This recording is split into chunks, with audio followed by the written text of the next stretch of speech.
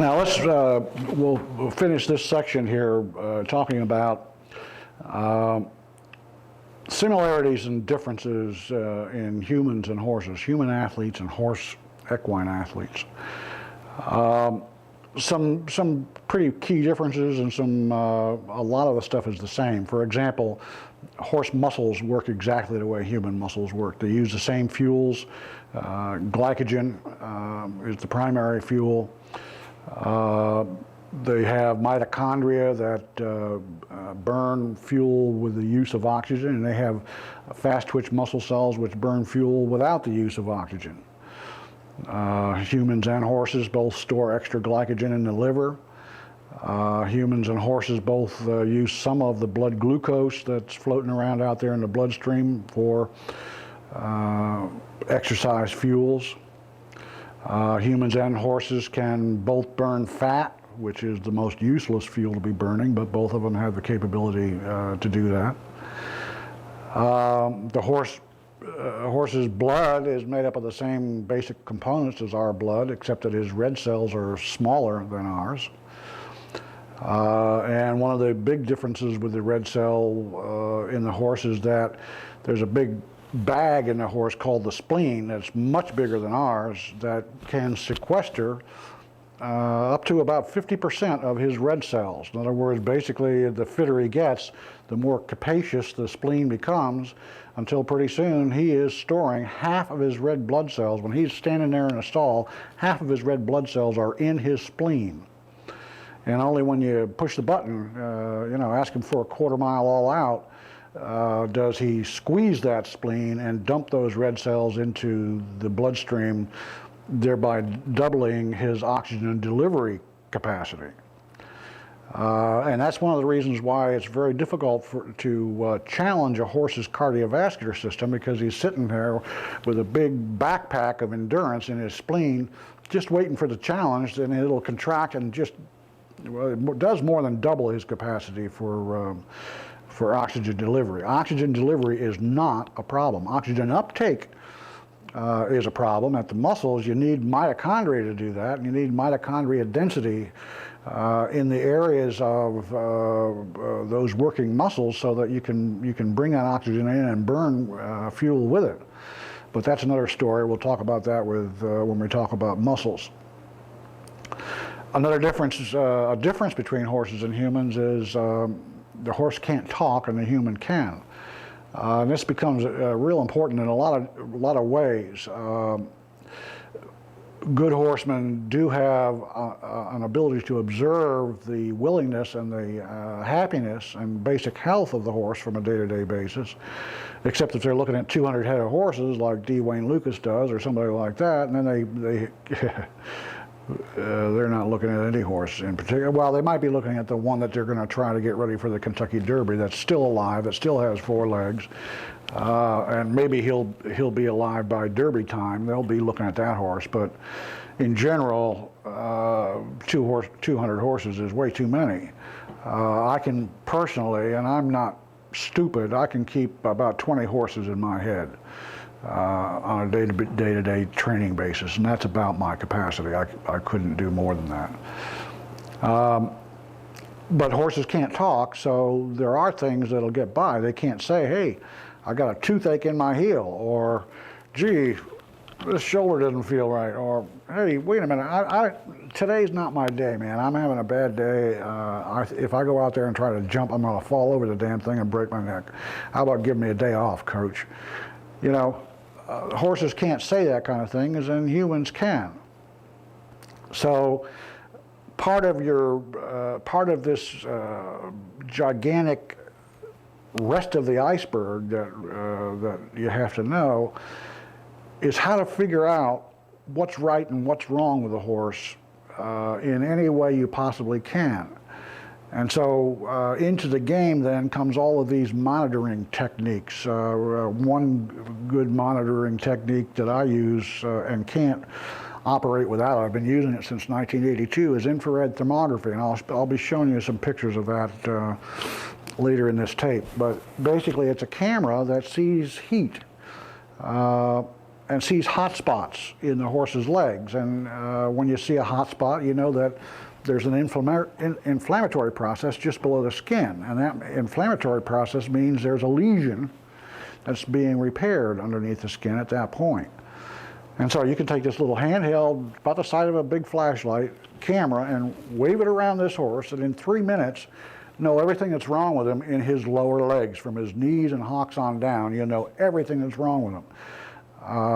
You can't see into the hips. It sees surface temperature, so you can't see into the hips to see if he's got a broken bone at the hip, or you can't see into his shoulders, but you can look across his backbone and see problems there. Hey, it's a great monitoring tool for an animal that can't say, hey, it hurts right here, doc, point your x-ray right there.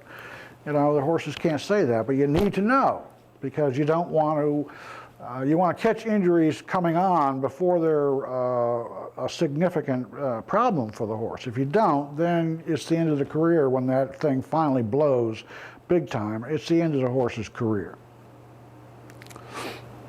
Another difference is the horse has no emotional motivation to deliver wins for you. No emotional or mental dedication to learning the tricks you want him to learn.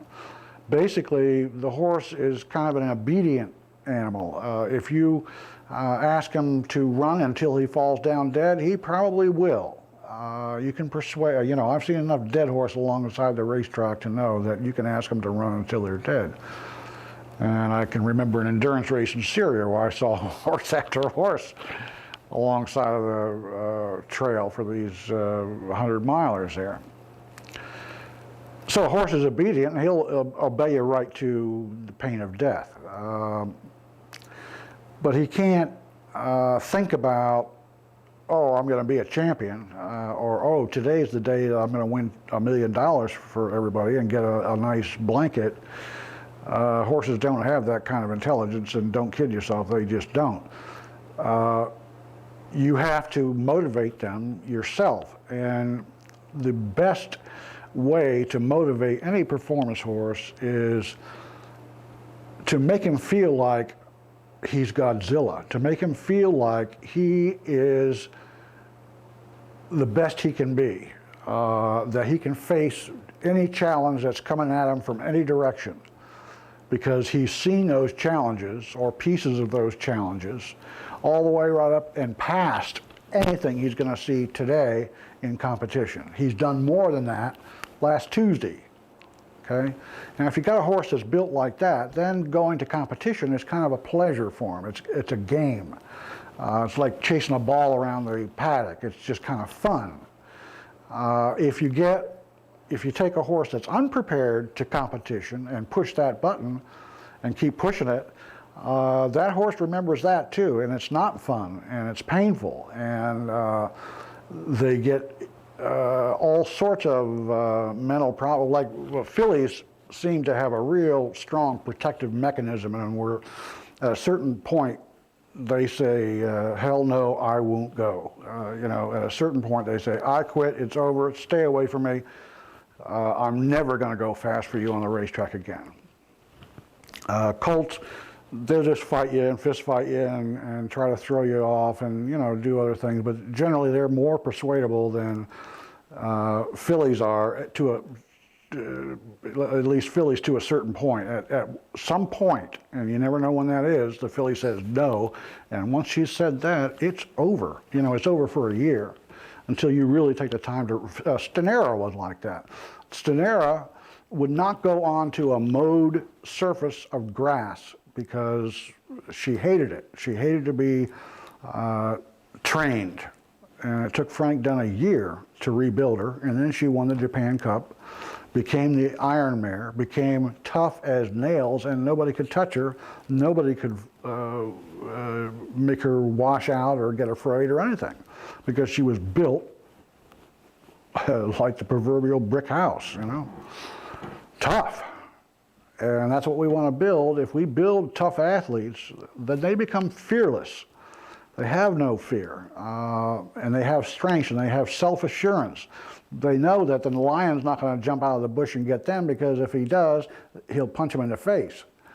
You know, no horse is going to bump into them because they can take their shoulder and throw a horse 25 feet in the other direction. That's what you want. You want, and that's motivation for a horse. It's easy to do. You can manipulate that with conditioning and tapering. You know, you condition hard and then taper back, and all of a sudden everything comes together for the horse and he feels like he's ready. Well, that's what you want to deliver to the arena of competition. Now, the biomechanics of the horse are a little bit different. He's got 4 legs working. We've got 4 legs too, but ours don't do anything. Our hands don't do anything when we're running. And if the truth were known, the horse's front legs don't do anything for him when he's running either. They're basically there to keep his nose off the ground. And you don't want to be thinking that the horse is pulling himself forward with his forelegs. He's not, unless you got him going up the side of a cliff and he has to grab a hold of a rock with his foot, and then he'll hurt his shoulder doing that. So the horse isn't designed to pull himself forward with his forelegs. Basically, as long as a foreleg or forefoot is touching the ground, it's acting as a brake. It is slowing the horse down. Okay, so you want it over and out of the way as quick as you can. So the biomechanics are a little bit different and a little bit the same as humans. The one thing that you have to realize about a horse is that his forelegs are coordinated in a precise way, and those damn front legs take a lot of the abuse. Where our forelegs are off the ground, we don't have to worry about them when we run. But the horse's forelegs are on the ground, and from walking to full blast racing, the pounds per square inch will go from 600 pounds to 12,000 pounds per stride. Okay? That's a huge increase. And if the horse takes a misstep, if he hits sideways, then this little part right here is going to take 18,000 pounds per square inch, and it'll snap, it'll break. Because 18,000 pounds is where the cannon bone will break.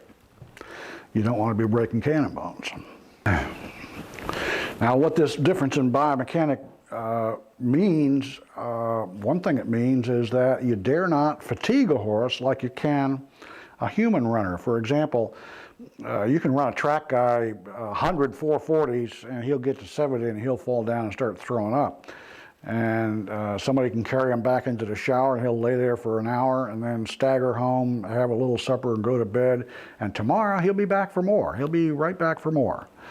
The racehorse, if you bring him to anywhere close to that level of fatigue, then the biomechanics go to hell. What happens first is if these muscles right here get tired, this is a deep and superficial flexor muscle. If they get tired, then the tendons stretch out. They don't hold the tendons good anymore, and the tendons stretch out. And when the tendons stretch out, then the ankle will dorsiflex, and the knee will over dorsiflex, and then everything really gets stretched. The whole stride gets slowed down because then the foot doesn't want to break over because it's back at an angle, too big a lever. And so it goes way back and it gets real delayed. And then the hind legs, when they see that foot delayed, they don't want to come up and try to interfere with that foot, so they'll start stabbing behind. The whole thing goes to hell. And this doesn't matter whether it's a horse that's trotting, running, climbing a hill. It doesn't matter. When you fatigue the horse, things go wrong very quickly. And that's where all the injuries take place. A lot of the injuries take place with fatigue. You don't have to be moving real fast to have fatigue cause injury.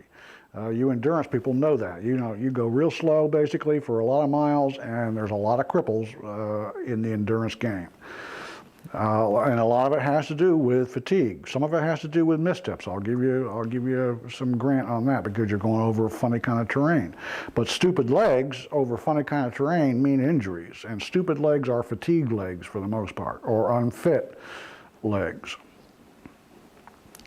Now, another difference between horses and humans is that we're in control of our environment, where horses were in control of their environment as well. In other words, they don't make choices like what to eat for breakfast, lunch, and dinner. They don't make choices as to when to go out and exercise and when not to go out and exercise. a lot of things they don't have any choice about that we set up for them, and we set it up for our convenience, not for their convenience. They don't decide what they need for exercise to run 1.5 miles in 2:24. We decide that, and to the extent that we decide that they need less exercise than they really do, then they pay the price. We don't pay the price, except that we lose money, and we lose the horse because he becomes a cripple. But that's minor to losing your life or becoming, a cripple yourself and having to be put down by one of the needle pushers at the racetrack. So the horse doesn't have too many choices, and we've decided that we know enough to play God. We can tell him all the things he's supposed to do and control his environment 100%. The problem with that is that if you're going to play God, you better know what God knows, because if you don't, then you're going to make some big mistakes. And I'm not here to tell you that I don't make mistakes. Everybody makes mistakes. And in fact, the definition of an expert, which is what I supposedly, and I'm doing the tape, right? The definition of an expert is the guy who has made 3,000 mistakes. If you haven't made mistakes, then you don't know anything. If you blissfully, the first horse you got turned out to be Secretariat and you bumbled on into a Triple Crown win, and you don't know how you did it, hell, you did what Joe Johnson does down the street, and it just turned out okay. Guess I'm lucky. That's what Woody Stevens used to say.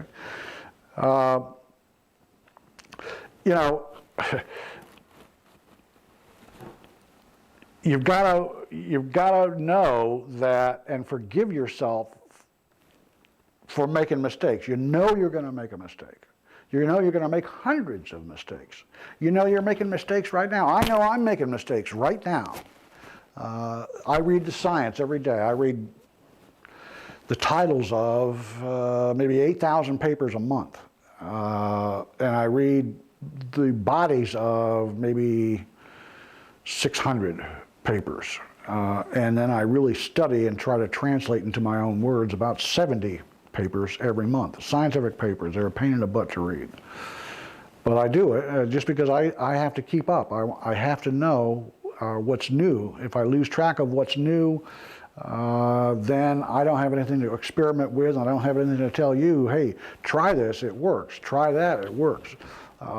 Because of knowing some science, there have been some things that we've really stumbled on that are spectacular things, not only in the conditioning side of it, but in the little tricks of the trade. We set that world record over there in Abu Dhabi with glycogen loader, with a product that just kept the horse going all the way through the whole race.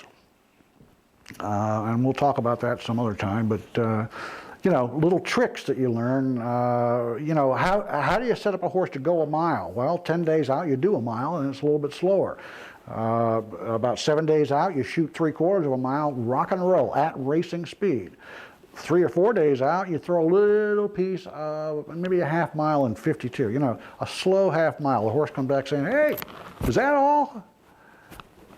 This is the easiest day I've had in my life for the last 6 months." And then he races on Saturday and he's Godzilla. And that's how you tape. It's a tapered series of works. It's a little trick that we now know how to do that we didn't know how to do. The whole thing back there was, once you get a horse built, what do you do now? How do you keep him going? How do you keep him up? How do you keep him consistently performing or improving? We knew how to get there, but we didn't know how to stay there once we were there. And that goes into a whole, the science of periodization, which is something that I'll talk about on another tape later on. But, the science is important. It does play an integral part in this stuff, but just as much, the horsemanship is important. And the fact that we control the horse's environment, we've got to know not only the horsemanship side, but the scientific side. And we have to be able to take the scientific side and use it in a practical way that produces results. And that's what this series of tapes is going to be about. Is not only the tricks, but the whole iceberg. the big picture. What's the big picture about horses? What are the 150 things that are really important to know and to keep track of all the time? And what do you have to watch out for? And what are the things that work and what are the things that don't work and don't try it?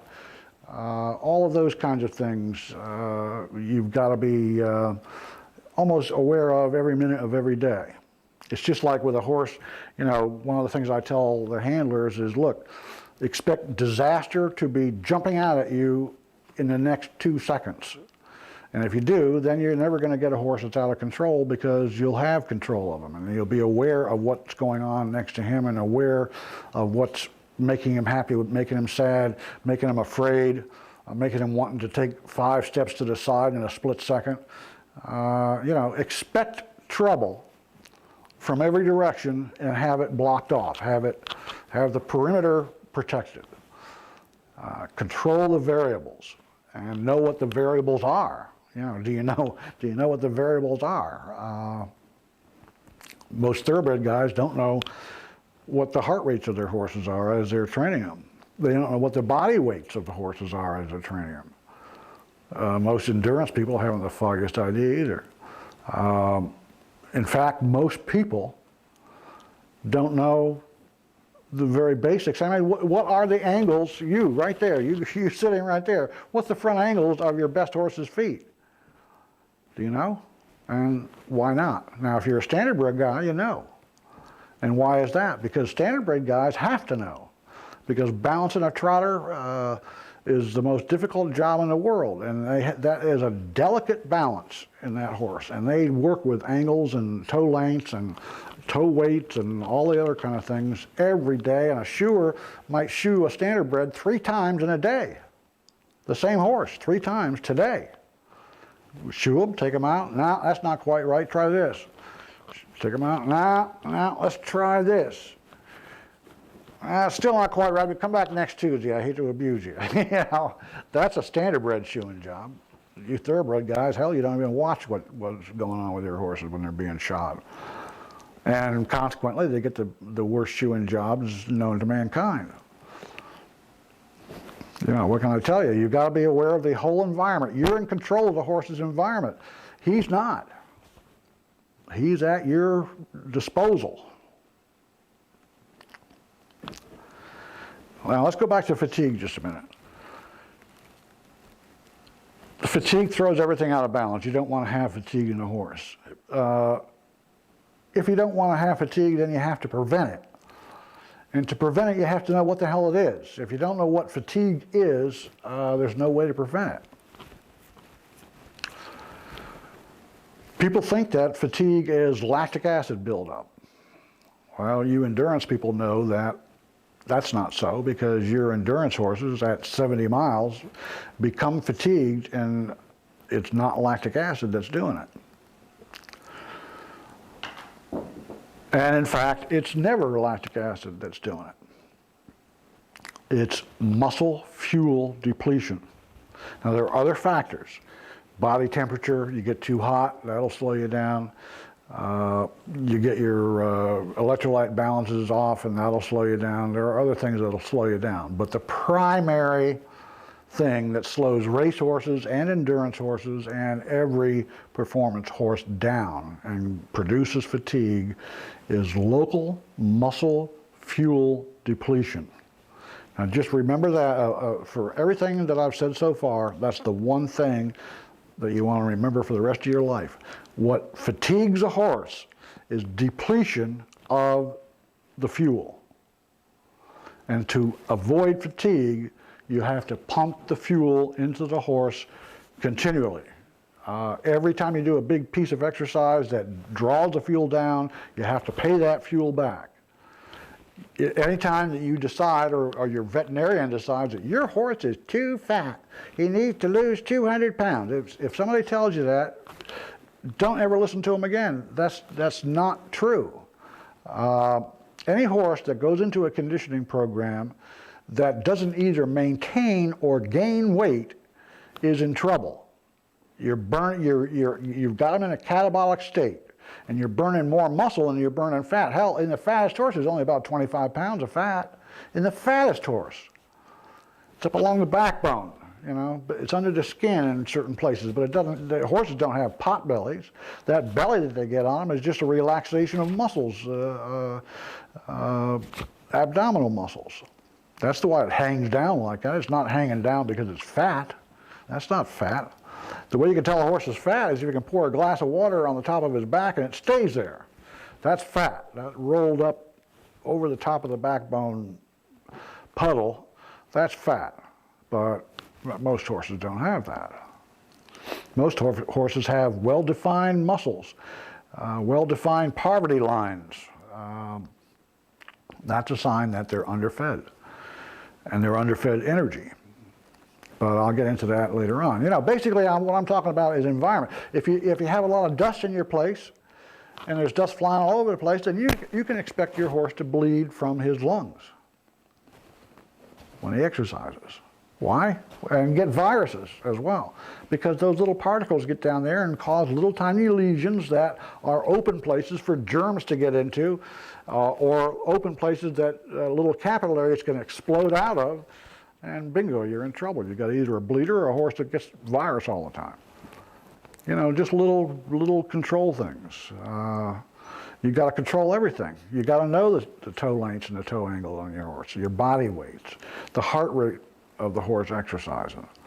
The infrared picture, I mean, you know, with these little cameras, they cost $12,500. I was just down in Florida last week. A fella had bought one, an owner had bought one of these cameras. And we were going to look at all his horses, some of which were down in Hialeah. And so we went down with the camera, but we went to Ocala first, and it turned out one of the horses that was in Hialeah, the one he really wanted to look at, had been shipped to Ocala because the trainer had given up on it. He'd had it for 6 months down there. It was, you know, at some point something went wrong, and then it stayed wrong for a long time, and he tried to figure out, he couldn't, he gave up. I'm sending this filly back, and she's a good looking filly. She's built. So we go stumbling in there. I'm trying to show the guy how to use the camera. And in comes this filly into this training farm in Ocala. The training farm is operated by a little ex-jockey and his girlfriend or wife. I'm not sure if they're married or not. And we get there, and they bring out this filly, and the vet is there, it's a female vet, and they want to figure out what's wrong with it. Now, my guy wants to try the camera on it, but he's staying quiet and letting them do their thing. And so the vet spins the horse around and does the normal veterinary tricks and decides it's a stifle. Well, we bring the camera out, and the camera sees left hind ankle at the sesamoids. To make a long story short, it took us about 5 days to even persuade that vet to take an x-ray, and when the x-ray came back, it was a chip right where the camera said it was. It had nothing to do with the stifle, and injecting the stifle would have been a waste of time and money, and then another 3 or 4 months of training before they ever figured out that the horse has a chip back there in that ankle. Now, that's not the only diagnostic horror story I've encountered, and you know, I've encountered 1,000 of them, but I'll give you another example. There was a standardbred racing at Yonkers, and I was called in because the horse wasn't doing well. And I brought the infrared thermography, and when I saw the horse, what he had was a gigantic splint. This splint was, oh hell, it was at least the size of a lemon. The veterinarian had been attacking this splint every which way but loose.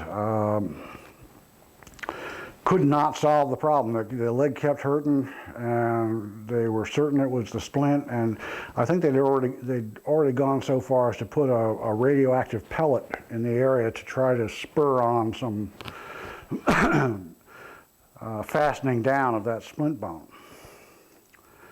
Well, I came in with the camera, and looked, and there was some heat where that splint had been abused, but the problem was there was a crease right across the cannon bone that looked like a fracture to me, and so I said, you know, you ought to take this, the crease of heat.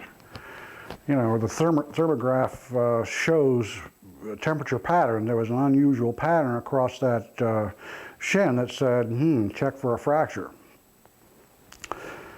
Well, the vet was insulted and, you know, ran out of the barn. But they did send the horse down to the new Bolton Center and take some xerographic x-rays, and sure enough there was a fracture in that bone that hell went halfway through the cannon bone. That horse's leg was about to fall off. And I had another problem like that. That was my own stupidity. We had a horse in Philadelphia that was a real nice thoroughbred that was racing every week and had raced 6 times with 6 wins for us. And from the very beginning, there was this same little crease across the cannon bone with the thermography unit. Basically these creases look like heat above, cold below, and a kind of a real artifactual line that says, hey, this is the dividing line between hot and cold on this leg, which is not a good sign because that means the circulation comes so far and then shuts off, indicating some kind of a fracture. But we x-rayed the daylights out of that leg and saw nothing, couldn't see a thing. So this horse raced for us, and he won 6 times in a row, and the 7th time he stopped badly and came off the track sore, nodding sore on his left front again. And then we did decide to send him to New Bolton Center for a xerographic x-ray, but it turns out we didn't even need that because the crack had opened up in that leg, and it too was about halfway through the cannon bone. The leg could have snapped off at any point in time. So, you know, sometimes you gotta believe what you're seeing, at least on the caution side. You know, you can always say, gee, he feels and looks like Godzilla. You know, never believe that, but any indication that there is something going wrong, always believe that. Always believe that and prove yourself wrong. It's guilty until proven innocent in the lameness area. One of the bad things that we have in all of the horse industries is that we have a medical profession that's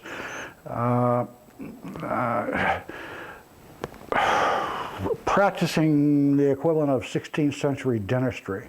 You know, there's still veterinarians out there firing and blistering horses blissfully and are completely aware of what they're doing and what they're not doing, but do it anyway. And the racetrack is just a horror show with all the injections. You know, the whole thing is the needle at the racetrack. But one of the big problems is that veterinarians, and I've seen some really good diagnostic vets. I've met some.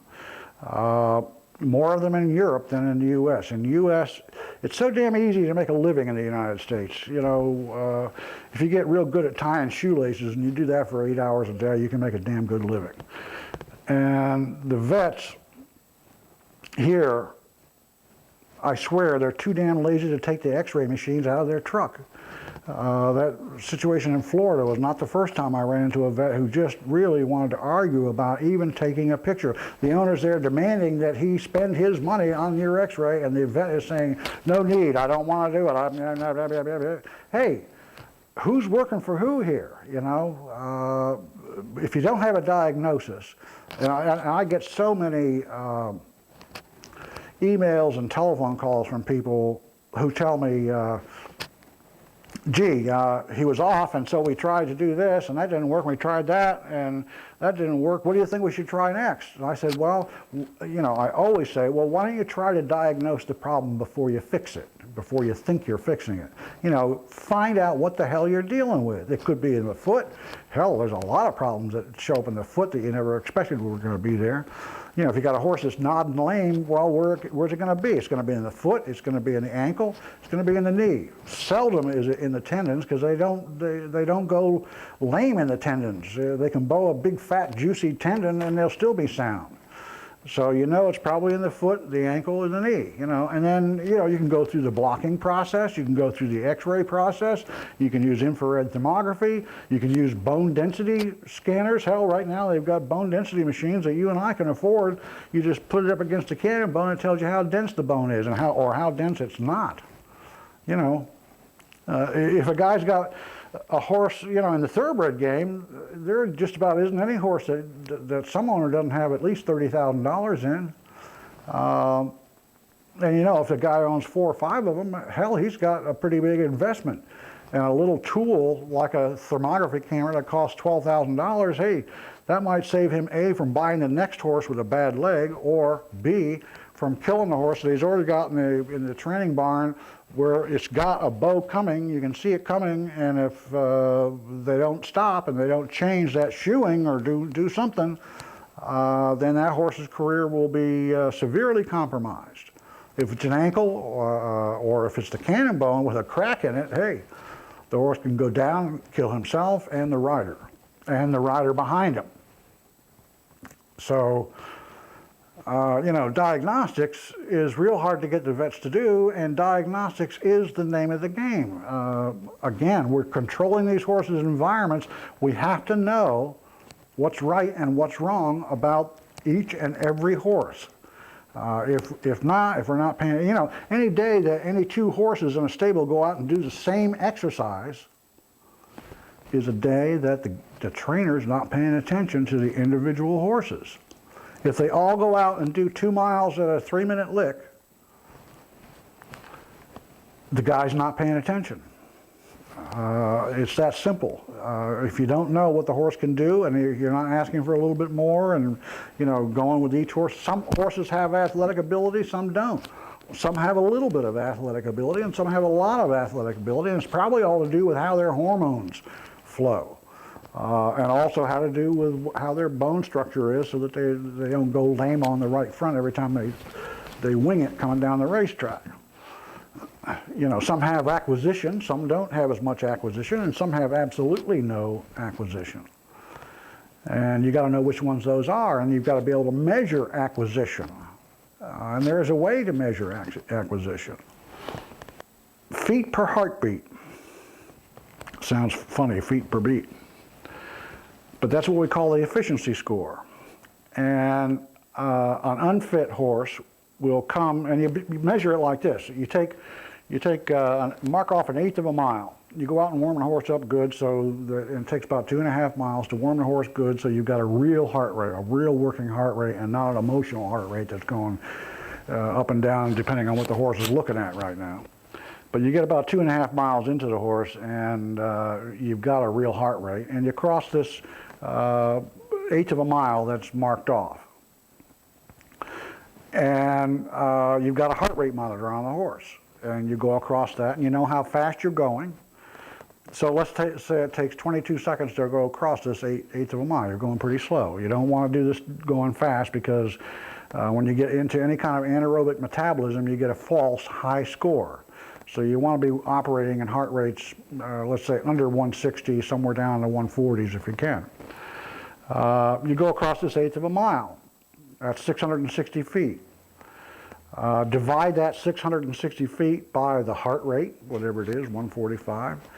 Divide it again by the number of seconds it takes to get through that 1/8 of a mile.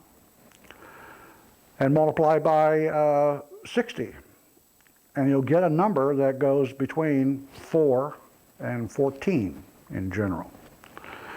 And that's 4 feet per heartbeat this horse travels, or 14 feet per heartbeat. Now, if you've got some babies in training and you want to see which ones have acquisition, the first thing that they're going to be getting in their training is cardiovascular fitness. They're going to develop more efficient heart-lung delivery system, capillary system, splenic capacity, all of those cardiovascular things. And so they're going to get fitter, and so their feet per heartbeat number is going to go up. Now some it'll go up like this, some it'll go up like this, and some it'll stay flat. And no matter what you do with them, hey, they just sit there. There are some guys in high school that could throw a baseball, and you take them out into the field and give them a football, and hey, in 5 minutes they can throw a football. And if you ask them to jump over those high hurdles, they try it 3 times and they're over the high hurdle, and that's the end of that game. They're a hurdler now. You know, some guys and girls are natural athletes, and people like me had to work for it, and there are other people that couldn't possibly be an athlete no matter what they did. We want to sort out the bottom of the class in all sports that we're dealing with. Doesn't matter what sport you're in, you want to get rid of the bottom third of the horses you're working with, because they are a waste of time. They are a waste of time and money, and you'll probably hurt them trying to get them to squeeze these square horses through the round hole of your target goal for the athletics that you're asking from them. So get rid of the bottom part of the class. And one of the ways in the fitness sports like running, endurance or speed, and less skills is this feet per beat trick, heart efficiency score. Real easy to do. You can also measure the heart size. You know, if you want to see what you're starting out with, what kind of a carburetor you're starting out with, you can measure the left ventricle size. And that'll tell you right away whether this horse is endowed with a bigger heart and therefore bigger cardiovascular capacity than the horse down the shed row. You should all know that. I mean, if you don't know that, it's just like not knowing the angles of the feet. It takes a vet 5 minutes, or well, it takes them a half hour to do a heart score on the horse, and that heart score, you don't have to do it again. It stays basically where it was. His relationship to the other horses is going to be the same. Now, as they get older, you know, if you're looking at a weanling, that heart is going to grow. But if you have 40 weanlings, you get the comparative analysis between those 40 weanlings. You don't try to compare a weanling to a full-grown horse. But if you have full-grown horses, then you can compare them one to the other and find out, you know, here's another factor that says this donkey is a donkey. And here's another factor that says Godzilla is really Godzilla. You know, if you could do muscle biopsies on all the horses, and that was easy, then that would be something you want too. You want to know what the fiber type ratios are in these horses. But that's invasive, and it's a veterinary procedure, a surgical procedure, and not useful. But they're getting close to having little devices like Michael Jackson's glove that you can walk up and put on a horse's butt, trigger the muscles to fire, and get an oscilloscope to read out the fast twitch oxidative, slow twitch muscle cell firings and see the relative percentages just by the way they fire from that one stimulus. That's on the way. It's not here yet. All right, now let's talk a little bit about nutrition. I'm not a nutritionist.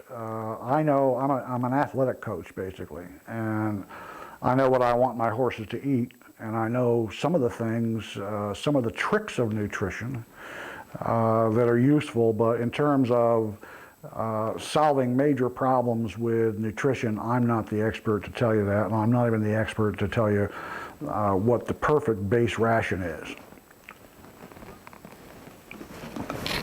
Instead, I tend to rely on people who design rations. You know, for years, I relied on Carnation Superhorse as my primary feed. Later, I liked Tiz-Wiz. And Purina has made some, you know, Omeline 200 and 300. Those are good feeds. And the good thing about them in general is that across the country, it's the same stuff. So you can go buy a bag of feed in California, and it'll be pretty much the same as it is in New York. That's the idea, at least. Now, sometimes it's not, because you can't trust the mills that are working for Carnation and Purina, but at least they're better than your local feed guy who's mixing it up in his kitchen. So the base ration basically is all you do is you try to get the carbohydrates into the horse. You try to get enough fiber into the horse so that his gut functions properly. You try to balance out the vitamins and minerals so that they're helping rather than hurting the progress of the animal. and you want balanced amino acids. Now, amino acids, what are amino? Protein is what amino acids is, but really, when you think of protein, you can't think of protein. You have to think of amino acids, lysine, methionine. The relationships between these amino acids are key.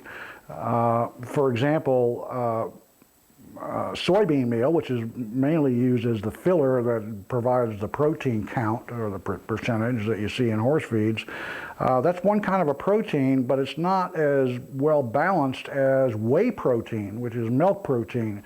You might find that in ManaPro and products like that. Whey proteins are far better balanced in terms of muscular development and the ability to accommodate exercise and bounce and keep that cycle of work, recovery, rebound, supercompensation going. And carbohydrates are the key, are one of the big keys to that. For example, just to show you one trick of the trade, if you want a horse that it really recovers quickly from races and from workouts, then the solution is to hit the horse immediately after the work with a relatively fast-acting carbohydrate that'll bounce the blood sugar up. And the reason for that, I'm talking about 15 minutes after the exercise. You stop at the finish line, you walk off the track, and stick 4 ounces of sugar in his mouth. The reason why this works is this. After a hard piece of work, there's a lot of damage done, there's a lot of fuel depletion that has been done, and the body is looking around for how it's going to fill the deficit. It's got a deficit in energy and in repair products that it has to use and the energy it has to use to repair torn muscles and broken muscle cells, and it also has to pump out all the debris from the damage, and all that takes energy. And so if it sees a low blood glucose, then, and the glucose doesn't recover fast enough for the body's hormonal actions to see it recover, then a button gets pushed, and it's cortisol. And cortisol is a hormone that comes out and triggers catabolism. Basically, it's saying, look, we've just used up these butt muscles in this horse, but we didn't touch those muscles along the back or those, inside the shoulder. There's some stuff over there that we didn't use. Go over there and tear that down and bring it over here, and we'll patch up these places. Or if you can't find it over there, hey, this muscle right here is pretty good. Let's take some of it and move it over here, and we'll balance things out. Catabolism. You don't want your horse going catabolic, ever. No athlete wants to be catabolic. You want to be anabolic. You want to be building and repairing. Now, if the body sees low blood glucose, then it's going to say, look, the energy supplies are low. We better push the button and pull some material out of other places. And once it pushes that button, it's pushed for 48 hours. In other words, that whole cascade of catabolic enzymes comes out and starts going to work, and it'll stay working like that for about 48 hours. Instead of having that happen, you hit them with sugar, the body says, hey, we got energy, let's rock and roll, let's repair this, repair this, repair this, and you avoid the catabolic situation. And what that means is that your horse is drawn down, but then he bounces, and that's what you want, is the bounce. You want the rebound, and carbohydrate right after exercise, and then maybe 2 hours later, another bang of it. It doesn't have to be glycogen loader. That's a useful way to do it, but it can be sugar, it can be whatever you want to do, but it's got to be reasonably fast acting. You can't dump grain on them instantly after work. One, they won't eat it, and two, it's not quick enough to bounce that glucose up high enough to trigger or to untrigger the catabolic reaction. So that's one thing we know, is it's a little trick that it really works. You'll be real surprised at how it works, pleasantly surprised. Videotape. There's another monitoring trick that you can use. Now with these tapes, you're going to see a lot of digital video. I've just changed my whole video laboratory to digital because it gives clearer pictures. This is a pretty clear picture you're looking at right now, and you can see that behind me I've got pictures that digitally I've interposed behind myself, like the weatherman does on TV. Cute, it's a wonderful thing, but what's really nice about digital video is you can go out and look at your horse moving and turn it up into frame by frame slow motion, 30 frames per second. You can see each little piece of motion of that foot as it flies through the air and goes this way and then goes this way and then goes this way and then comes down and impacts. You can see that whole thing. You can look at the whole stride. You can count how long that front foot is staying on the ground compared to how long this other horse's front foot is staying on the ground. You can do a lot. You can bring your farrier, say, hey, look, here's a video of him coming at me at a full gallop. See what his leg's doing there? And the farrier, oh, I think I can fix that, and he'll get to work and try to fix it. Now at our farm, we've got a high-speed treadmill, and that's even better because we can do all of the strides, and we can take real long shots of a trot, and sit there and look at a half hour's worth of trot, and then slow-mo it, and we get 30 times a half hour, whatever that is, in terms of how long we can look at those feet moving. And then we can do a gallop, and we can do a walk, and we can do on incline, and we can do it flat. We can take a picture of the whole horse, look at his head bobbing up and down. We can see everything we want to see with just a stupid digital video camera that everybody can afford, and everybody that's in the horse game really should have if you're really serious about it. You want to look at everything you can.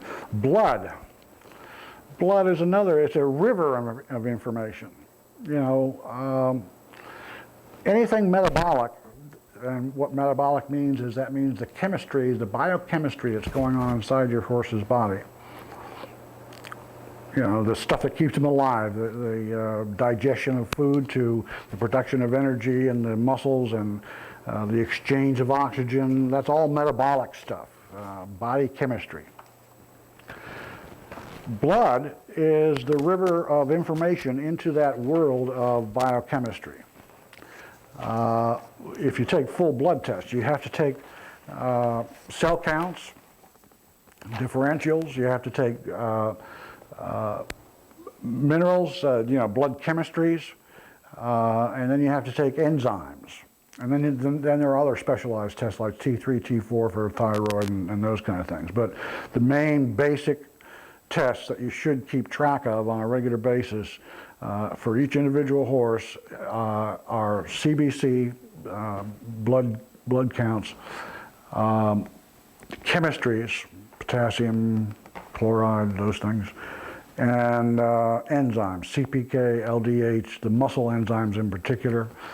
That tells you how hard your horse is working and tells you what's going wrong chemistry-wise in your horse's body. If something is going wrong, sometimes you can see it coming. The monocyte count, for example, goes up and up and up and up. That says that you're not giving the horse enough recovery or enough nutritional support to accommodate the exercise that you're throwing at them. It's a sign of generalized inflammation. Monocytes can be out there for other reasons, big-time infections and things like that, but if the horse doesn't have an infection, then monocytes will go up with what some people would call overtraining. It's basically undertraining and over racing and underfeeding. Basically it's putting a horse in a crisis, a metabolic crisis that you don't have to because you're not doing some of the right things like supportive nutrition, or you're banging too hard and not giving enough recovery. This whole periodization concept. Exercise is like waves. You keep that in mind. If you go up, you have to come down. If you go up, then you have to come down. And you just have to keep thinking in that term. It comes and goes, ebbs and flows. It's waves. It has to be set up that way. So, I'm looking over my notes here and see what else I've got to talk about. And God, there's so many. Training surface. Is it safe to go out and exercise today at speed? How do you know? What have those guys done to the track? You got to kind of know your terrain. For $250 you can buy a penetrometer. You ever heard of a penetrometer? In golf, they use it in golf courses to set up golf courses so that the turf is just perfect for guys to play, to bounce that little ball along a fairway. But you can also use it on the racetrack. You can go out there and see what is the safe day or the safe place on the track to work. You can go out into the racetrack in the morning if you're going to race in the afternoon and find out which part is the slow part and which part is the fast part of the racetrack. Michael Dickinson does this. He's no dummy. I don't know how many others do, but I know Michael does. He'll go out and look at a turf course and he'll find out where it's soft and where it's firm, and he'll give jockeys instructions as to where to run, where it's safe to run and smart to run on turf courses. You know, we talked about body weight. I mean, Bob Baffert knows the body weight of his horse every day. He can tell you what it was today and tomorrow, predict what it's going to be tomorrow, because he's seen it go up and down with every race, every workout. All of the European trainers, well, all of the English trainers for sure know what body weight is. The thoroughbred trainers, maybe some of them in Europe do. They know pretty well. In Australia, penetrometer readings are part of the daily racing form. In England, body weights are part of the daily racing form. Everybody, all the bettors know that information over there. Over here, hell, nobody even has a scale. Nobody has a scale. You know, a couple. Bob Baffert, he's only the winningest thoroughbred trainer in history so far, but hey, you know, he's pretty weird, right? Has a scale. Crazy. Insane. Okay, the next thing I'm going to talk about is planning a training program for your horse. Now, we're going to get specific in a little bit, and we'll split off into each discipline. But when you're designing, the general concept of designing an exercise program is you start with a target or a goal that is so many months ahead. Now, it can be 60 days ahead, it can be 6 months ahead, it can be a full year ahead, or it can be a 5-year plan. With endurance horses, sometimes you have to work on a 5-year plan, or at least a 3-year plan. But you say, okay, now, what is my goal for, let's say I'm going to take a year to do whatever I'm going to do, and where do I want to be 1 year from now? Now, some of you might say, well, I want to do 100 miles in 11 hours. Others might say, I want to do 1 mile in 1:35. Others might say, a standardbred, I want to trot a mile in 1:52. That would be good. I'd have a good horse then. Jumpers might say, yeah, well, I want to be in world-class competition. I want a horse that can jump anything with his eyes closed and do it all day long. So, you know, each discipline is going to have its own goal, but you have to set the goal. You have to say, where do I want to be? Because that's the only way you can plan your exercise protocol. What you do is you start with the goal and work back to where you are now in your planning. You say, okay, if on September 31st, 2005, I want to run a mile in 1:33 or 1:35 or whatever the goal is, then what did I have to do 3 days before that to get there? And 3 days before that, what was I doing? And 3 days, and you work all the way back to today. Now that's a pain in the butt. And no horse ever follows a game plan designed by a human for more than 2 weeks. But you have to do it. You have to do it. You have to plan it that way, and then things aren't going to go the way you want it. It's going to go better and going to go worse and better and worse and better and worse. And it's always going to take longer than you thought. So you better have some spare time on the end of your program, so you have some wiggle room when you come up with a horse that gets a cold or gets a virus or something like that, or gets a sore foot. You know, hey, there's a million things that can go wrong. But you have to, if you're going to know where you're going, you have to plan it. You have to lay it out on paper so you can say, okay, here's, when we were training this French trotter that made a lot of money, that's what I did, is I said, you know, to the guy, well, what's your goal? And he says, well, on such and such a day, there's going to be a big race at 2,000 meters. And so I said, well, how fast is that race going to go? Well, I don't know. It's going to go at such and such a time. I said, okay, well, what we want to be is a little bit better than that. We want to prepare our horse so that that time is easy for us to get. And in that case, we did deliver that precise race time with this horse, but it turns out the race went faster than this trainer figured, and so we were back, I think, third or something like that in that race. But then the rest of the races that we planned for all came together, and he won, and he won, and he won, and he won, and he became Godzilla, and was syndicated for $1.7 million. So, you know, in the end, it was a good thing, and that's the way we planned it, is we worked backwards from there. Okay, if you're going to do this, then a week before that, you have to be right here, and a week before that, you have to be right here. The horse has to kind of be able to fall into the next step in the conditioning program. It should be easy for him to do the next step. Therefore, everything is incrementally, you're sneaking down to where you want to be. Step by step by step, you're peeling this performance. It's a kernel in the middle of an onion, okay? And you're peeling off the outside of this onion little by little by little, approaching that goal very steadily, like an airplane landing on a landing strip. You're very steadily coming down to that goal, step by step by step by step. Well, if you want to know where you're going, you start here and you back up. You go, it's like you're taking off with the airplane. You go clear back up here and say, okay, here's where I am. There's where I want to go. Now, I want to go there real smoothly. I just want to be real smooth, okay? So if I'm going to be here at the final, what am I going to be right here? And what will I be doing? And what will I be doing right here? And what will I be doing right here? And what will I be doing right here? And what will I be doing right here? And what will I be, and will it be easy for me to just drift right on down through all these steps? Or do I have a big bump in the middle of it someplace? If I do, I can't. I have to smooth that bump out. No surprises.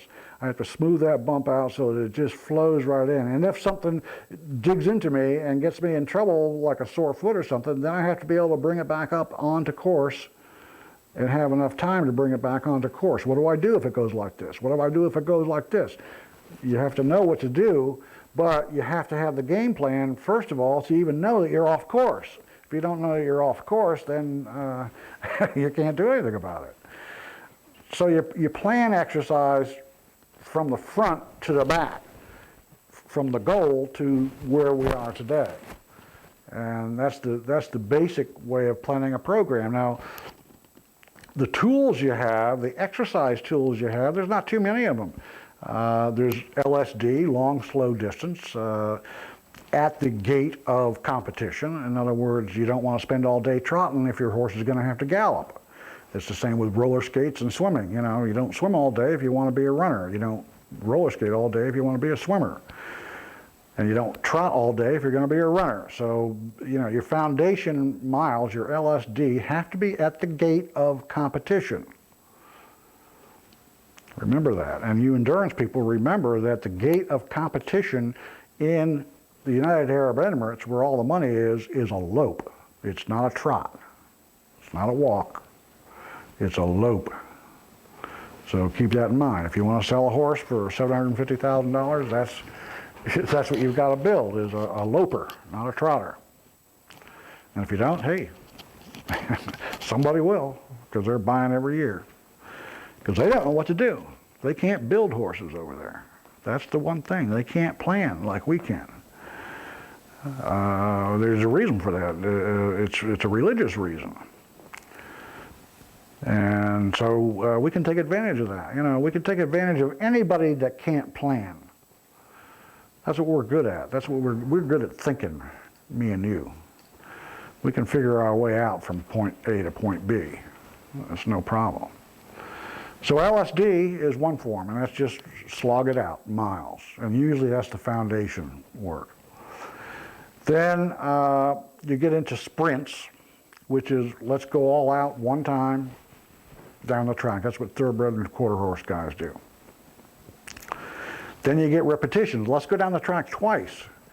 We'll go bang and rest, and then bang, repetition.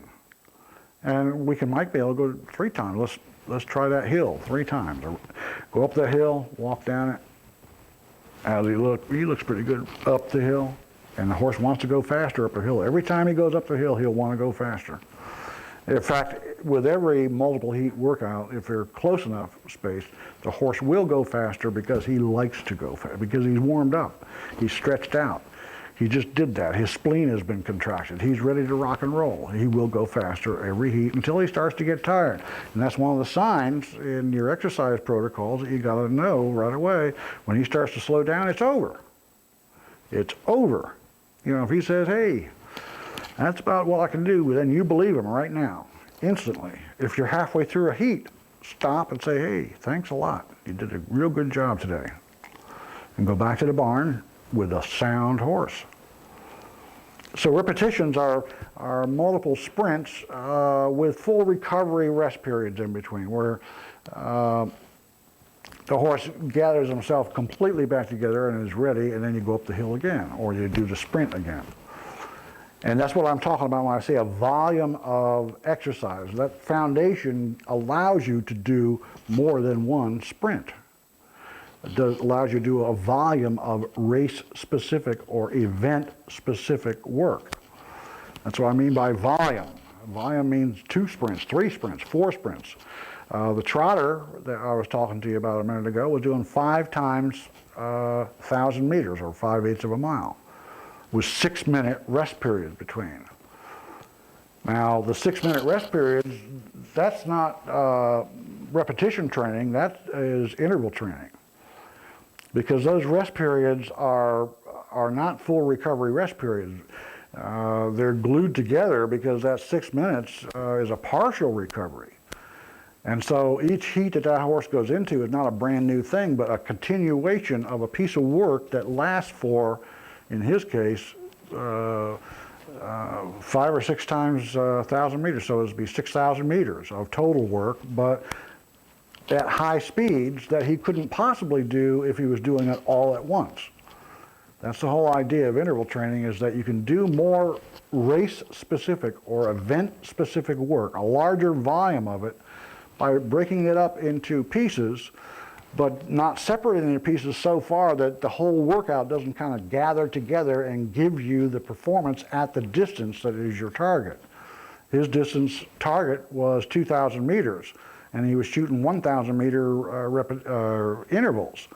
And they were glued together with close, short rest periods so that they would deliver a 2,000 meter racehorse. If he did wide open rest periods, 10-minute rest periods, 20-minute rest periods between those 1,000 meter bouts, then he'd run 3/4 of a mile and stop. He might get 1,600 meters, then he'd stop. We wanted a 2,000 meter horse. We had to glue those together with partial recovery rest periods. The horse, Da Haas, that won 2 Breeder Cup miles. This was a guy that could not train on the flat. He was an on and off lame horse. You couldn't take him fast on the flat very often without getting him hurt seriously. And so the solution was uphill work. But Michael's place, you know, what is uphill work? You know, fit for what? On his, he could shoot half miles. He probably could shoot more than that, but he had a nice place that he could shoot half miles. And he was starting out shooting 3/8, multiple 3/8 up the hill. And then we talked, and I said, you know, I think that if you want a mile, you're going to have to shoot halves and do 3 of them. And that's what he did, and that's what ended up. We had a horse that delivered a 1:35 mile and won the first $1 million race. And then 2 years later, because he got lame in between, 2 years later he comes back and wins the second mile in the same time, 1:35 mile. And that was intervals, but it was a short little program. It was uphill intervals.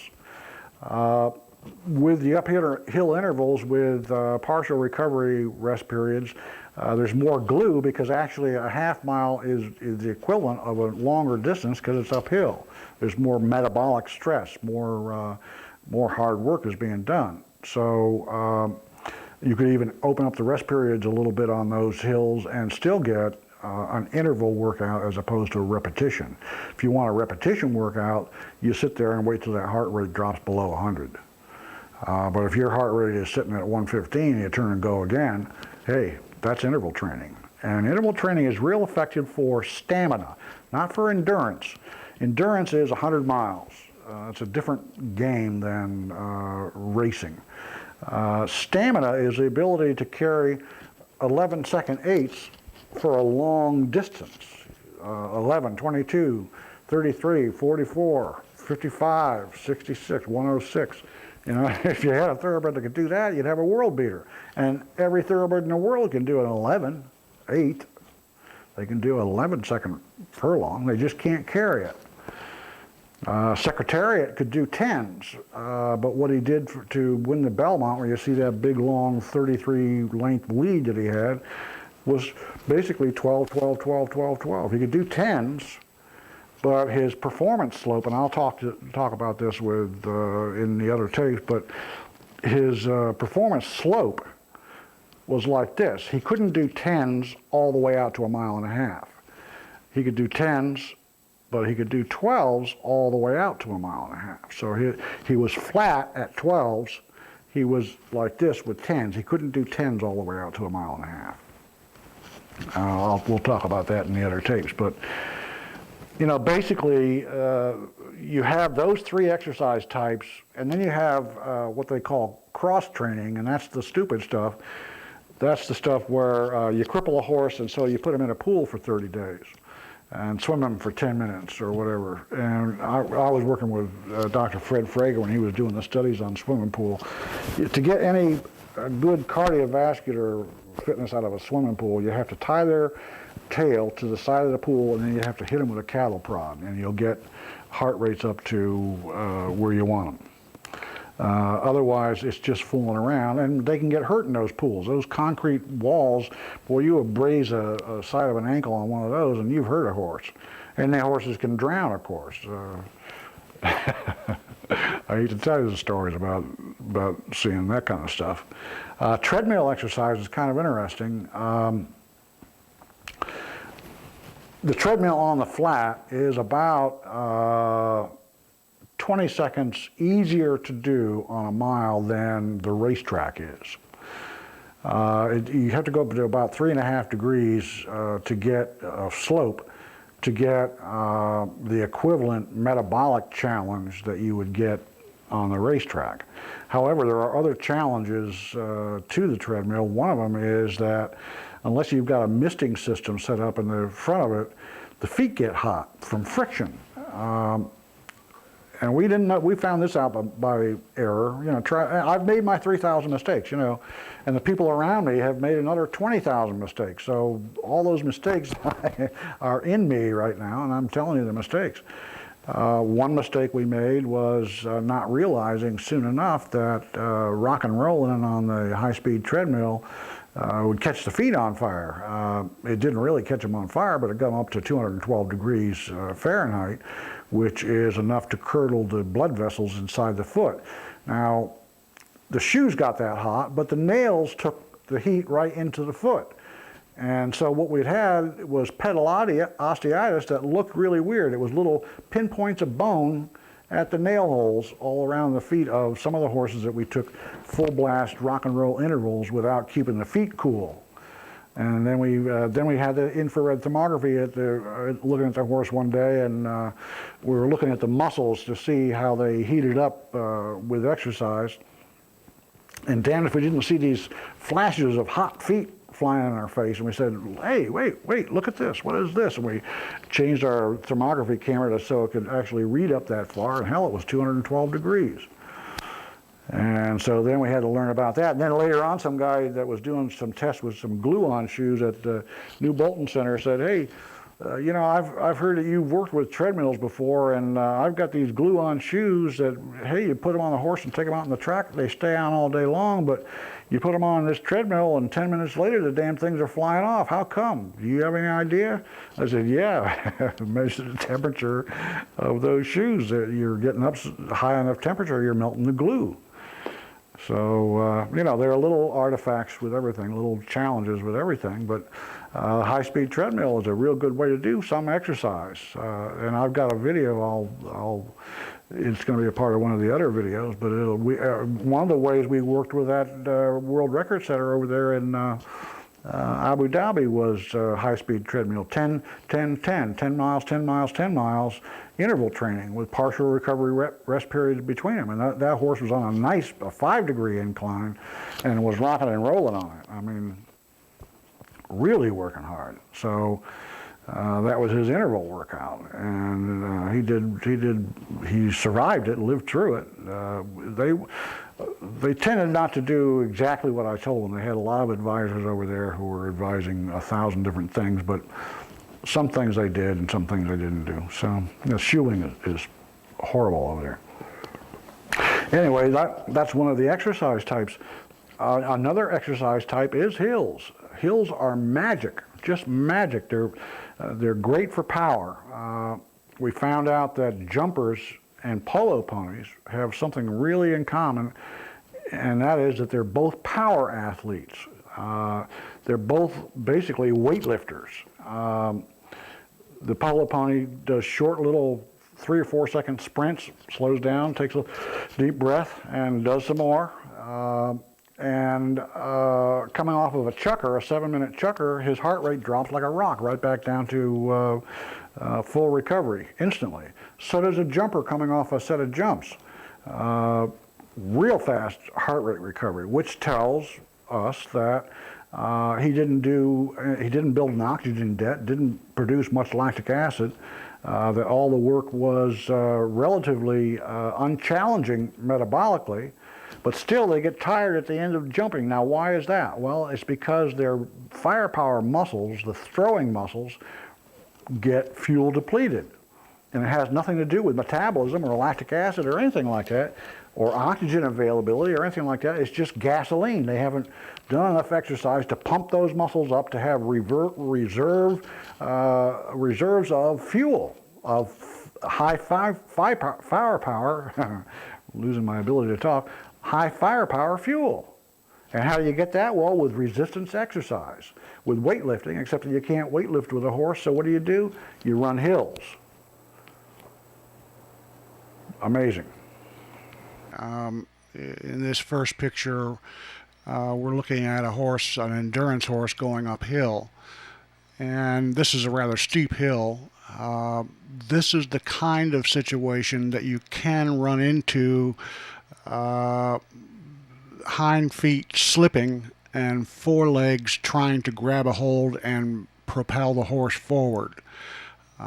So this kind of a situation can be dangerous if the footing is slippery. If those hind legs are going to slip out, and generally you'll see a rooster tail of dirt behind the horse flying in the air. These circumstances can cause a shoulder injury if you're not careful, if you don't have good surfaces on. And the reason it causes a shoulder injury is that when the hind legs slip out, the horse has to do something to keep himself from falling down the hill. And so he'll try to grab with the front legs and try to pull himself forward with the front legs. It's kind of a bad situation to get into, so usually our uphill works are on terrain that is a lot less aggressive than this particular hill is. Just keep that in mind when you're doing hill works. This is Belgium. I'm talking to about 80 members of the Belgian jumping team. This is prior to them going to the World Equestrian Games and placing third. I'm trying to teach them how to do uphill gallops to put firepower in the hind end of these jumpers. We found that that's a very useful tool, and I think that this talk made a difference. The Belgian jumping team had not been in competition, had not been near the top of competition in all the years that they had been jumping, although they had some individuals in there that were really, really good. So here we're talking about uphill gallops and how to do multiple repetitions uphill. Okay, now just so you get an idea of what Korean looked like when he was winning races, here's a picture. Here's a win picture, and this comes after. This is the big race. This comes after I was over there and after we worked on him. A couple things to note. Look at his head. It's up. He's moving straight.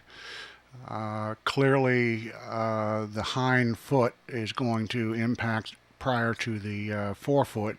That means he's got positive dissociation. Note that his hind legs are reaching way up under him instead of stopping somewhere back in this neighborhood. They reach way forward. So what we have here in the finish of a big race is the same horse that we saw that was lame and that was negative dissociating in the training pictures, is now operating like the machine that they were calling him over there. So it's a good sign that A, he's at least reasonably sound at this point, and B, that his hind legs don't feel like they have to short stride to avoid interference with the forelegs. Now, if you ever want to get into something that's more costly and wasteful in terms of straight cash out of your pocket every month, I have this nice boat for sale. You'll really enjoy it because it'll suck more money out of your bank account than any horse that you've ever owned in your life. Now here's an interesting set of pictures that you may not have seen. We have been treating bowed tendons with muscle stimulation, stimulating the deep and superficial flexor tendons. Stimulating the deep and superficial flexor muscles which control those tendons. And what you're looking at here is a before and after. This after picture is 3 months of that treatment, and this is the before picture with a gigantic hole in the middle of the tendon. Very effective method of healing tendons without having scar tissue form and avoiding adhesions.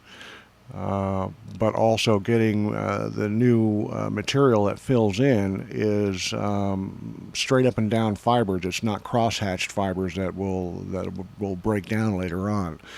So if you ever run into a bowed tendon, we have the solution for that. Nice, interesting story goes along with it. What you're looking at is a bottle of oxygen. You're looking at a relatively powerful water pump under about 160 pounds per square inch pressure here, about 140 pounds per square inch pressure in the oxygen, and pipes leading down to a device. And this little device was brought over from Germany. We were doing some research on it. And what this device is kind of like a little baffle that swirling water and oxygen go through and get mixed up real good, and out the bottom comes water with high levels of dissolved oxygen in it. And we have an oxygen meter, and we can measure dissolved oxygen in the water and see what it does. The idea of this device was that if horses drank the water, they would perform better. And that sounded insane to me, but we're there to try out all sorts of ideas, and this was one of them that we tried out. And we had Dr. Mike Foss working with us. He was the vet that was in charge of taking blood and doing the analysis of the results. And what we saw was that if we put a bucket of water, oxygenated water, about up to a minimum of 40 parts per million dissolved oxygen in the water, in front of a horse for 2 or 3 hours, and then put him on the high-speed treadmill, we would see a horse that was galloping at, let's say, 160 beats per minute heart rate would drop to 140 beats per minute heart rate. And what Dr. Foss found was that looking at the blood, horses don't have any problem saturating their red blood cells with oxygen. They have an extremely efficient oxygen delivery system. But what Dr. Foss found was that in addition to full saturation of the red cells, there was about 18% dissolved oxygen in the blood plasma. So from the gut, going back to the heart, was 18% more oxygen in the plasma than normal. And this is what we think was causing the 20-point drop in working heart rate. We also had a situation where a trainer that was at the farm with his horses decided he wanted to try some. We showed it to him, and he decided he wanted to try some of this water. And we said, fine, here's several buckets of it, take it down and feed it for the next couple of days and then run. And that's what he did. And the trainer is not well known for winning anything at this track. He had a total of 4 horses that hadn't won anything for some time. Overall, he got 3 wins from this technique. And in a 4th horse, the horse was in the lead coming down the stretch when it snapped a leg. So we're counting that as a win. Anyway, it's pretty interesting. We haven't done much more with it. It's just sitting there looking at us. The company that was making these either ran out of money or ran out of interest, and so we're sitting there with this device trying to figure out what to do with it. It's a very interesting concept, and it seems to, at first glance, with 4 rat research, it seems to deliver. Now here is one of my favorite shoers, Jay Perry, at work. I like him so much that I've got him as my wallpaper on one of my computer number 3 in my office. Jay, when you get to know a good farrier, their practical abilities are just amazing sometimes. Jay does a lot of work on endurance horses, and many endurance horses ship to a race, a 100-mile race, lame. And I've seen Jay rebuild dozens of feet on the spot before the horse goes out for a 100-mile race. Okay, now what we're looking at here is the suspensory apparatus of the leg of the horse. We're looking at a hind leg. This is the hock up here, but from the hock on down, basically the front and the back legs are the same. Here you see the annular ligament. Now that's the ligament that the suspensory comes down and attaches to, and that's where we see, when we're going to have a suspensory injury, that's where we see the heat show up. Here's the XYZ ligaments. There are 3 of them, sesamoidean ligaments, and these will also get hot when we have over dorsiflexion of the ankle, which means that the ankle is bending backwards. It's going that way. And these get stretched. Also, what gets stretched is the superficial flexor tendon here and the deep flexor tendon here. Now, on the front leg, there is also an accessory or a ligament that comes out and grabs the tendons and makes sure that they don't flop back and forth. That's to check ligament, checks the action of the tendons. If that gets sore, it's not a real big problem, but it's always there looking at you, and sometimes it can cause a little bit of pain. So that's and then you've got extensor ligaments that are coming down here, and tendons that come down here that are for lifting the foot this way, up. These curl the foot under, the ones behind, and these in front lift the foot up. Sometimes you get injuries there, but very seldom.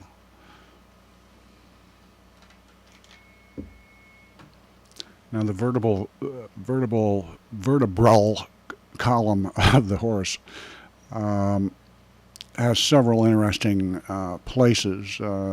These are the thoracic vertebrae, and these are the lumbar vertebrae, and the difference between them mainly is that these are pretty much inflexible. They don't move. These spines don't move. Down through here is the spinal cord that goes down through those bones. And you can see that the ribs and everything hook on to these thoracic vertebrae, and that's rigid. Nothing bends there.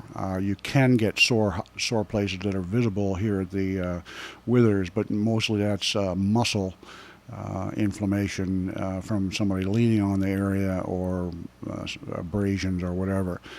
Seldom get too much in the way of bone problems unless you don't have this protective layer of skin and fat over the top of these bones. The skinnier the horse is up in this area, the more irritations you're going to get of the soft tissue above and alongside the spinal processes.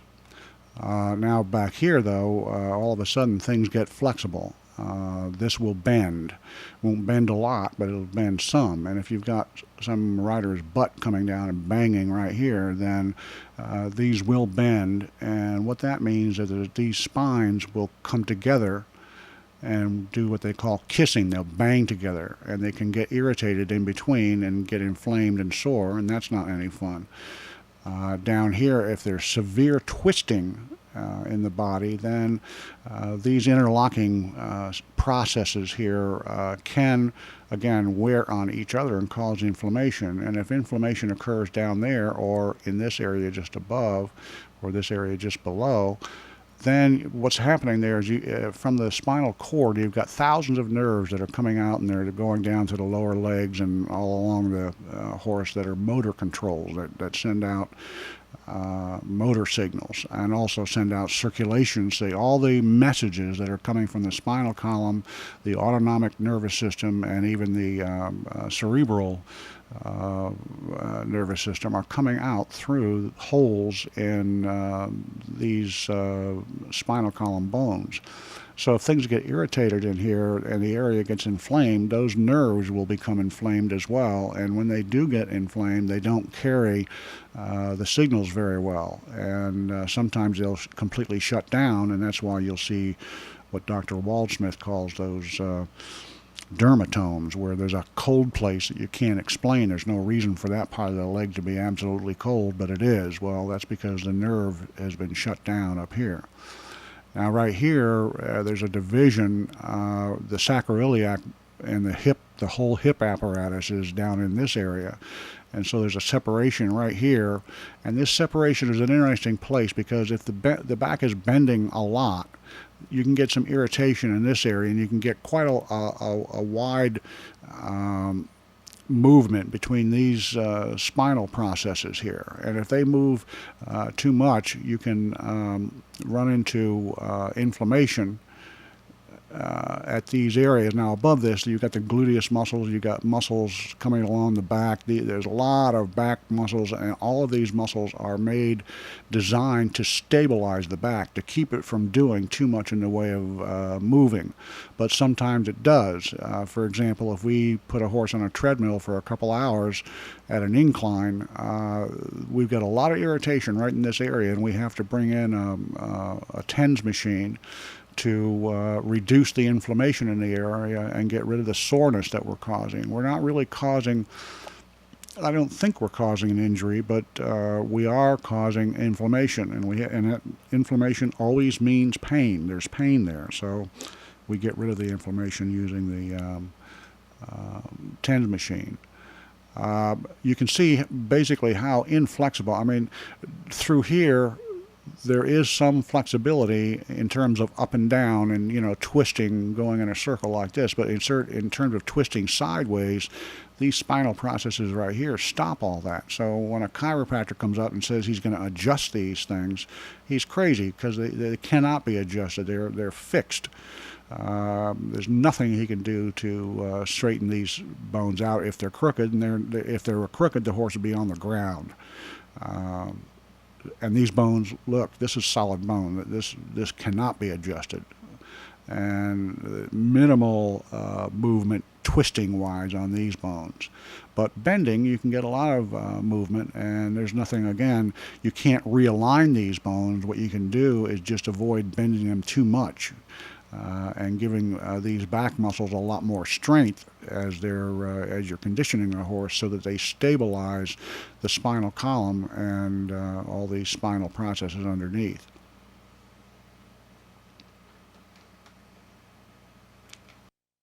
Picture of an actually dissected foreleg of the horse.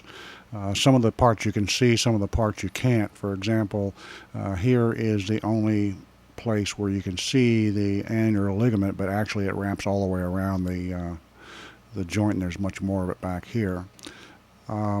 Here's the deep flexor tendon, which is probably the most important of the tendons. We think of the superficial flexor tendon, which is right here, as the one that gives us the most trouble, but actually the more important tendon is the deep flexor.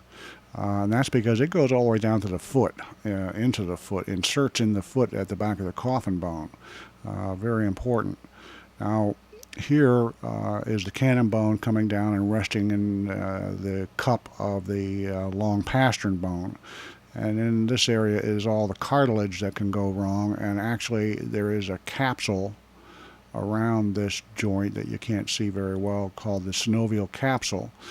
And the synovial capsule contains synovial fluid that has to stay thick and dense in order to make these touching areas stay greasy, stay oiled, so that there is not so much friction that the little bits of cartilage, you can see the cartilage is very thin, gets worn away, and then you get, once the cartilage is worn away, then you get bleeding into the joint capsule, and everything wraps around and gets real hot. So you don't want that happening. You want to keep this area uninflamed, and there's an awful lot of ankles out there in every type of performance horse that are inflamed and are passing watery synovial fluid into the joints. Actually, the joint capsule is larger than just these areas, but primarily what you're trying to service here is this area where the bones come together.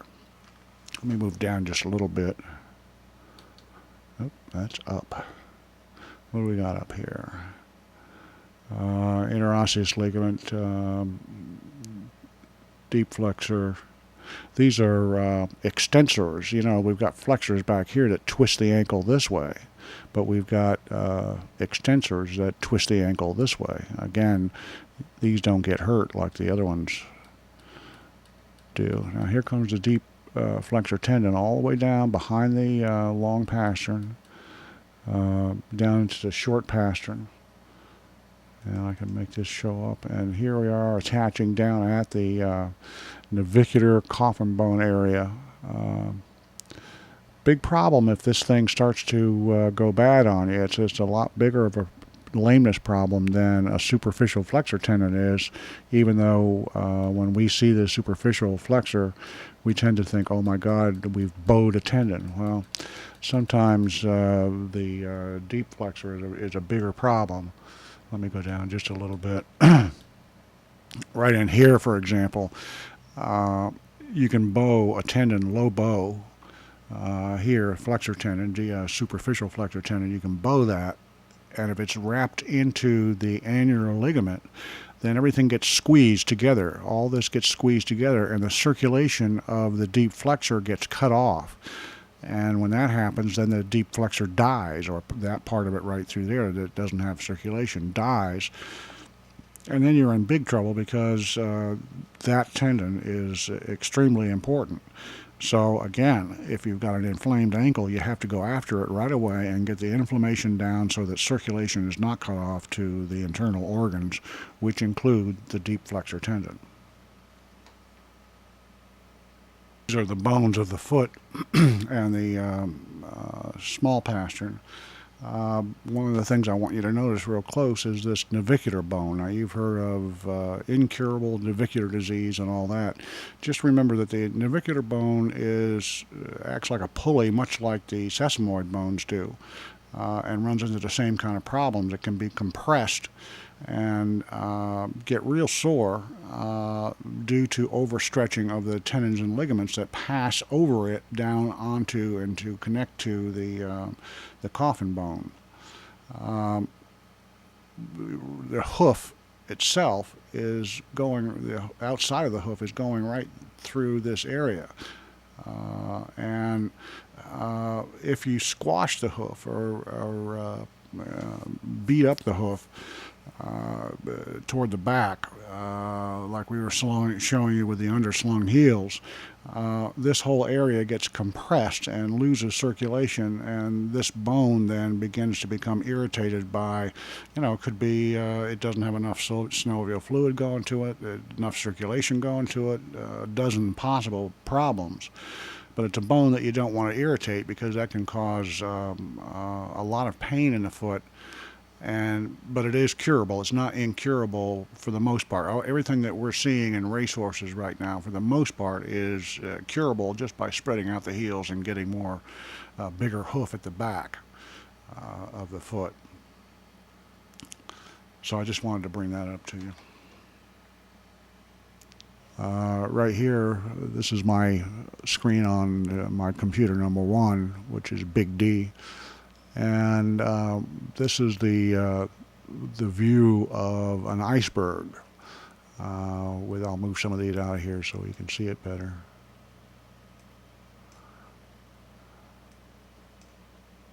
I don't want to calculate anything, thank you. Go to hell. What is the problem here? Anyway, here's the top of the iceberg, and this is what you'd see in a boat floating by it. And you'd say, boy, that's a big piece of ice. Well, you don't have any idea how big it is. Look, here it is underwater. Here's what's underwater. This is the tip of the iceberg.